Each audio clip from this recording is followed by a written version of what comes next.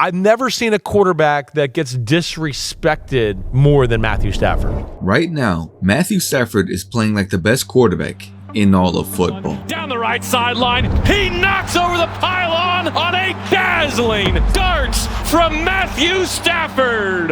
Matthew Stafford is probably the most skillful thrower the game has ever seen.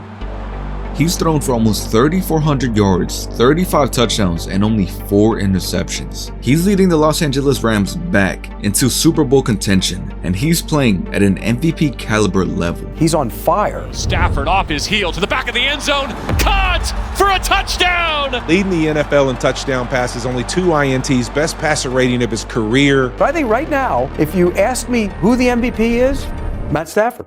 He's finally getting the recognition he's always deserved, because for most of his career, his talent was overshadowed by a franchise that almost ruined him. At some point, you are what you are. He's a middle-of-the-road guy, and I don't ever believe you're going to win anything with him. But to truly understand why he was so overlooked for so long, we have to go all the way back to 2009, when Matthew Stafford was first drafted to, at the time, the worst franchise in football. With the first pick in the 2009 NFL Draft, the Detroit Lions select Matthew Stafford. What a great step for the Detroit Lions. They got a long way to go. This is the first step. They got a big arm quarterback, and I tell you this, they got a great receiver, and that's a great combination. When Stafford landed in Detroit, he faced the daunting task of leading the Lions back from the only 0-16 season in NFL history. The Detroit Lions paired Stafford with Calvin Johnson, one of the most talented receivers football has ever seen. Together, they were supposed to pull this team out of decades of dysfunction, and in some ways they did. Stafford and Megatron dragged the team to playoff appearances, winning records and the closest thing to relevance the franchise had seen in years. Their connection became one of the most dangerous quarterback-receiver duos ever. Megatron with a score! Oh, baby, he did it again! And yet, it was never enough. Detroit never gave them the support they needed. The O-line was routinely a bottom unit in the NFL. The running game for most years was non-existent, and the defense almost never won them games. So Stafford had to throw a lot. In 2012, he attempted 727 passes, an NFL record at the time. That same year, Calvin Johnson broke the single-season receiving yard record with 1,964, and the Lions still only won 4 games. Stafford and Johnson were the only reason the Lions weren't flat out winless some years, but the punishment they took was unsustainable. Year after year, they played through hits, injuries, and lots of pain, and eventually, it caught up. In 2016, Calvin Johnson walked away from football, citing the physical toll as the main reason for his retirement. You could say he's quitting on the Lions. I'm quite sure people in Detroit will feel that way. My whole point is the Lions continuously quit on their players because they refuse to put together a consistent, formidable franchise. That left Matthew Stafford alone. He kept Detroit competitive through sheer will. In 2016 alone, he had 8 fourth quarter comeback wins. He was the only thing stopping this team from hitting rock bottom. But from the outside, people saw something different. They saw a quarterback who couldn't quite elevate a franchise. While he wasn't the problem, many didn't see him as a solution either.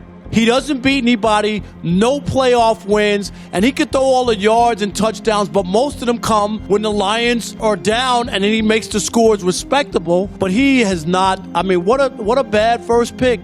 But then came 2018. The Lions hired Matt Patricia as the team's head coach, and that's when things really spiraled. He turned a decent roster into a terrible one. He destroyed the team's locker room. He alienated players, and he killed any hope the Lions had.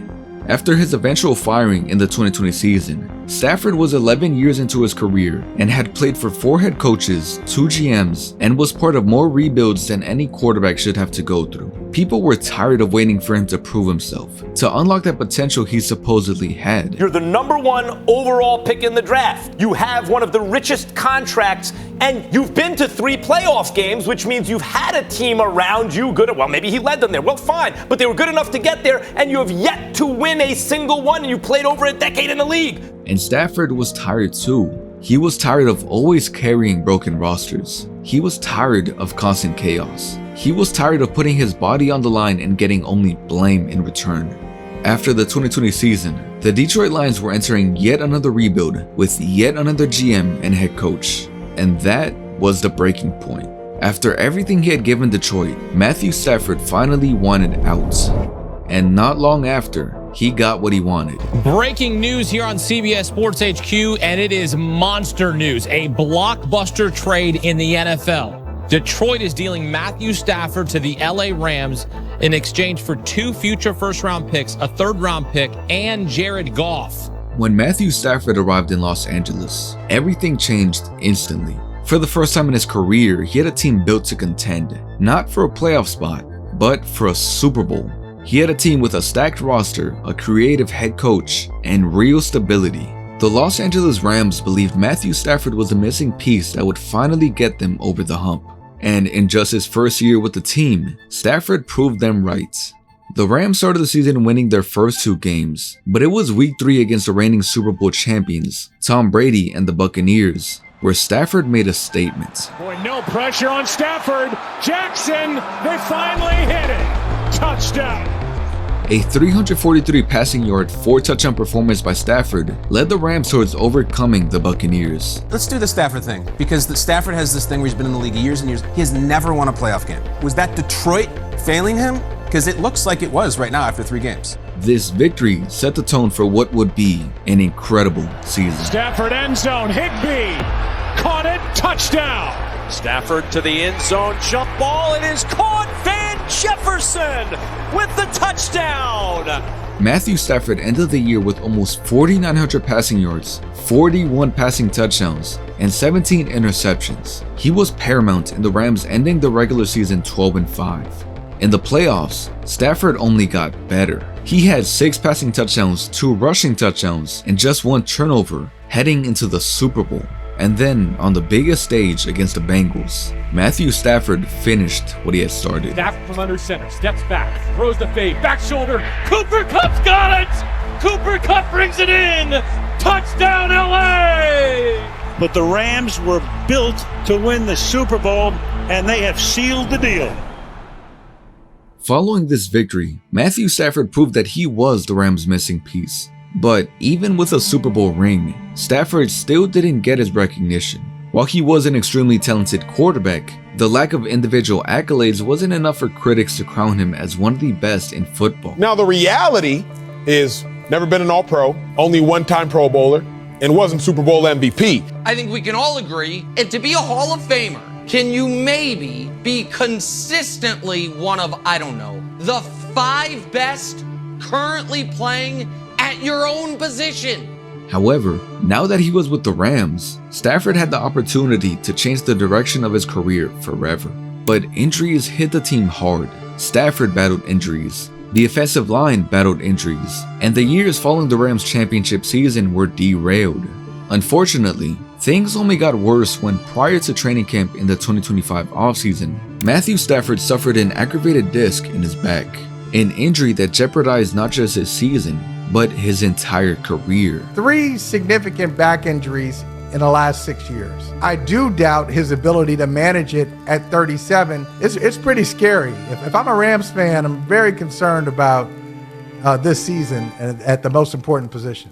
But if there's one thing Stafford has never lacked, it's resilience. He's not a stranger to adversity. He's not a stranger to playing through discomfort. I mean, he had done so for the majority of his NFL career, and he definitely wasn't gonna let an injury stop him from dictating his legacy. So he did everything possible to ensure he was ready to go for week 1 of the 2025 season. Eventually, he did recover, and what happened next was nothing short of legendary. Stafford, no one's open, takes a shot, going deep, Kyron, whoa! Is he in? Flags fly, he's in! Looking long, wants Devontae Adams, end zone, he's got it! Stafford emerges and throws, oh! The hands, Devontae Adams! The throw goes left, it's Nakua, oh my goodness! You can't be serious! The hottest quarterback in the league is probably Matt Stafford, and right now I think they're the best team in the league. And Stafford's always been this good. I'm just glad he's finally showing it. Matthew Stafford is no doubt on a Hall of Fame path right now. The Rams are 10-3, and they're one of, if not the most dominant team in football. Every week they look more and more like a team destined for the Super Bowl. And at the helm of this powerhouse is a 37-year-old Matthew Stafford playing the best football of his entire life. Through 13 games, he's thrown for almost 3,400 yards, 35 touchdowns, and only 4 interceptions. He's playing at an elite level, and he's making a strong case to finally win his first MVP trophy.